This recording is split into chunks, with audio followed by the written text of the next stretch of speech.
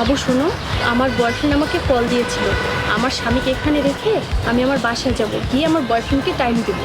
কিন্তু এখন আমার স্বামীও বাসায় চলে যাবে, তাই আমার হাজবেন্ডকে 1 ঘন্টা বাইরে রাখতে হবে। আমি চাই না এখন আমার হাজবেন্ড বাসায় যাক। তুমি যেভাবে হোক আমার হাজবেন্ডকে আটকে রাখো। এর জন্য আমি তোমাকে পুরো 1000 টাকা দিচ্ছি।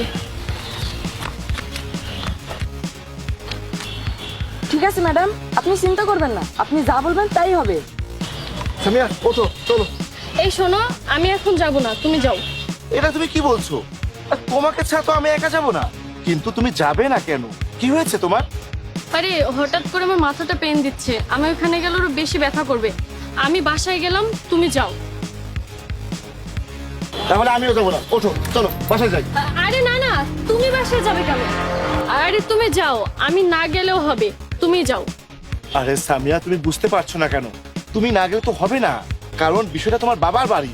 আচ্ছা তাহলে তুমি এক কাজ করো, মাথা ব্যথার ওষুধ আর খাবার নিয়ে আসো। আমি এখন রান্না করতে পারবো না, তুমি যাও ওগুলো নিয়ে আসো, আমি বাসায় আচ্ছা যাচ্ছি। ঠিক আছে, যাও।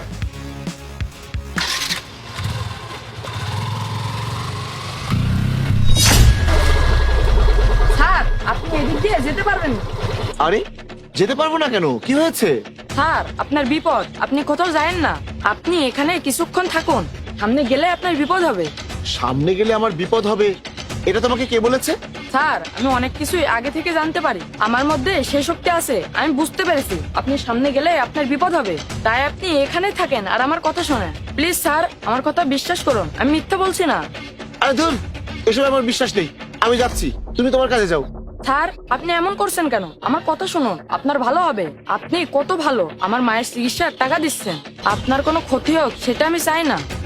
আচ্ছা ঠিক আছে, তুমি যখন বলছো কি আর করা, 5 মিনিট অপেক্ষা করে তারপরেই যাবো। বাহ স্যার, খুব ভালো হলো, আপনি আমার কথা শুনেছেন। এখানে 5 মিনিট অপেক্ষা করুন। স্যার, এখন আপনি যান।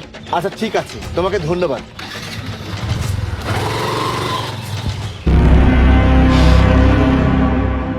সামিয়া,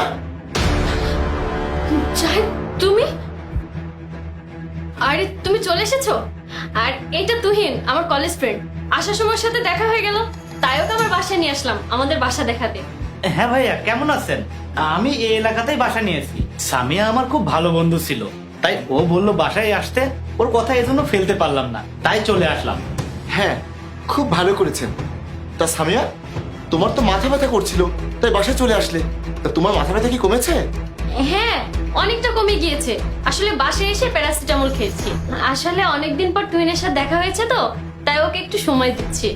সামিয়া, আদৌ কি তোমার মাথা ব্যথা করছিল, নাকি তুমি তোমার এই বন্ধুকে সময় দেবে বলে আমাকে বাইরে রেখে মাথা ব্যথার নাটক করে বাসায় চলে এসেছো? আর ভাই তুমি তুমি যে বলছো যে তুমি এই এলাকাতেই থাকো, কই ভাই, আমি তো আগে কখনো তোমাকে এই এলাকাতে দেখি নাই। হ্যাঁ ভাইয়া, আমি সত্যি বলছি, আমি নতুন এসেছি।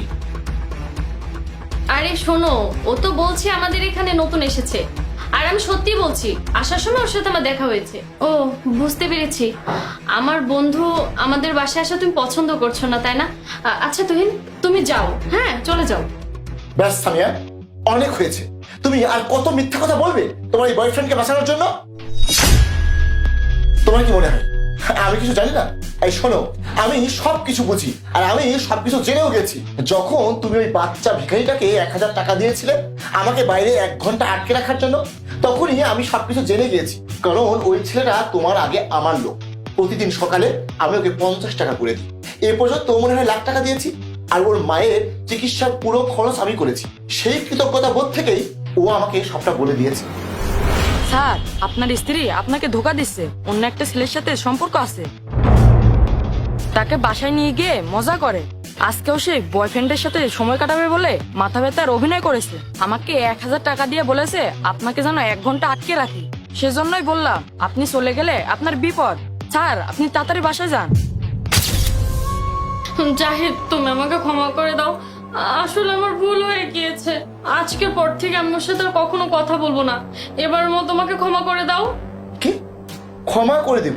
তোমার মতো চরিত্রহীন স্ত্রীকে ক্ষমা করে দিয়ে আমি তোমার সাথে সংসার করব, যে কিনা আমার অগোচরে অন্য একটা পুরুষের সাথে সম্পর্ক করে তাকে বাসায় নিয়ে এসে লীলাখেলা করে?